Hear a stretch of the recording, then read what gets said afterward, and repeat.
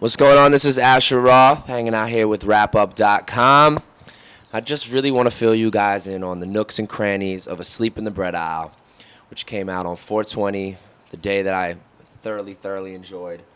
And we're going to go through some of the guidelines and the basics and talk about Asleep in the Bread Aisle and where the ideas came from. So stay tuned and stick around for what's about to happen. Asleep in the Bread Aisle comes from two things. One, my man Alec Egan, shout out to Alec, AlecEgan.com. He's a painter and a fellow intellectual. And he and I were discussing drunk stories and going off about, he was telling me about his buddy who took some Tylenol PM accidentally. It was supposed to be Tylenol the morning after a long night of drinking. And they went to the grocery store to get some Gatorade and food, and sure enough, he fell asleep in the bread aisle. And to me, that kind of hit home just in what was going on with me at the time, and the creation of the album was, it was done. I hadn't a name for it, and everyone was kind of telling me, you should do this, you should do this, you should rap like this, you should make a song about this.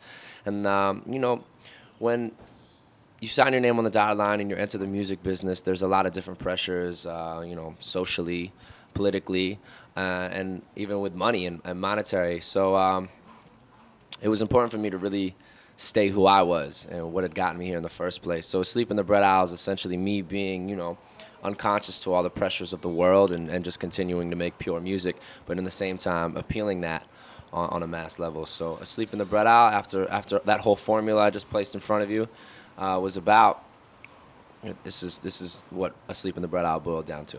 4/20 is a very positive day.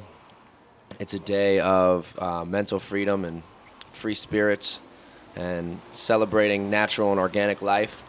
And to me, it was very important to drop an album very new and fresh on one of the freshest days ever. Be By Myself is the second single, and it's not your traditional second single. It's not some cookie cutter stuff. We linked up with cee-lo because he's an incredible artist, from Goody Mob to Gnarls Barkley to just being cee-lo the Soul Machine. It really just came about. I was, left this whole college lifestyle and entered into this world of more or less recognition and celebrityism.